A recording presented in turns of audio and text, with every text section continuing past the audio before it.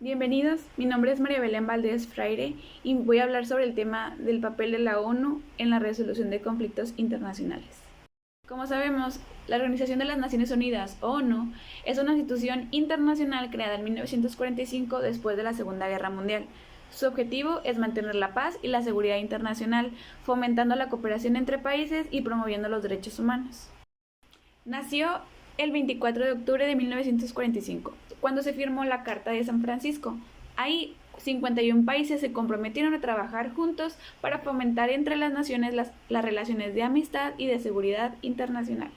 Hoy en día, la ONU reúne a 193 Estados miembros y es el organismo internacional más grande en asuntos de paz, desarrollo y cooperación global. Ahora te voy a contar sobre los principales mecanismos de resolución de conflictos que usa la ONU.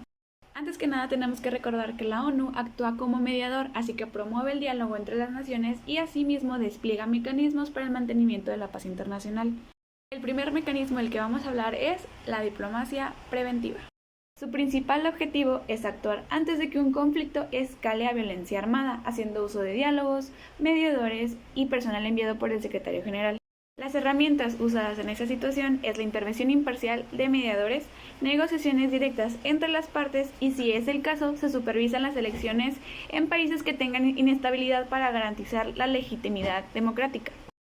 Un ejemplo de esto ocurrió en el año 2000, donde la mediación de la ONU en el conflicto fronterizo entre Eritrea y Etiopía puso fin oficialmente a más de 20 años de guerra entre ambos países.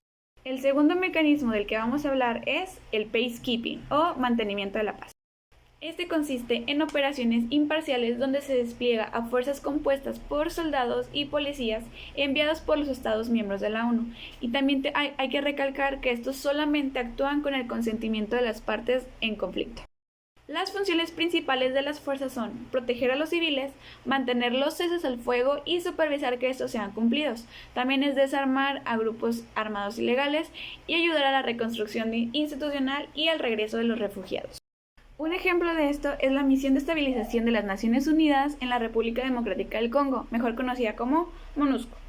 Aquí se cumplió con un mandato ampliado para incluir a la protección de civiles y el apoyo del gobierno congoleño en el fortalecimiento de la paz y la estabilidad.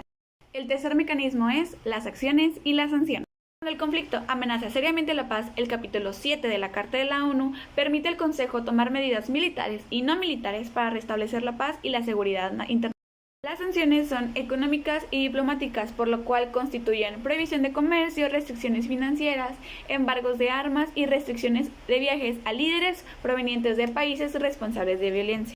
También se utiliza el uso de la fuerza, donde se da autorización para intervenir militarmente en casos extremos, como lo son naciones cometiendo invasiones, genocidios y terrorismo.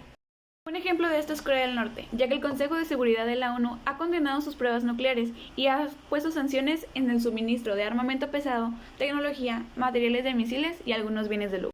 El último mecanismo del que hablaremos es la justicia internacional y los tribunales.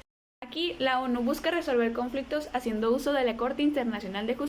En ella se resuelven las disputas entre estados, como lo son los límites fronterizos, el uso de recursos naturales y las violaciones de tratados.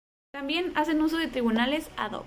Estas son cortes creadas temporal y específicamente por el Consejo de Seguridad de la ONU para juzgar crímenes graves cometidos en conflictos concretos. Un ejemplo de esto es el Tribunal Penal Internacional para la ex Yugoslavia, donde se juzgó a responsables de crímenes cometidos durante la Guerra de los Balcanes. Actualmente la ONU se enfrenta a algunos retos en la resolución de conflictos, como lo son el veto en el Consejo de Seguridad, el terrorismo internacional, los pocos recursos y financiamientos y en algunos casos la poca credibilidad de las fuerzas desplegadas. Y sí, la organización no es perfecta, pero sigue siendo indispensable como un instrumento de paz, diálogo y esperanza para la resolución de conflictos en un mundo que está cada vez más interconectado y por ende se vuelve cada vez más complejo. Gracias por escucharme.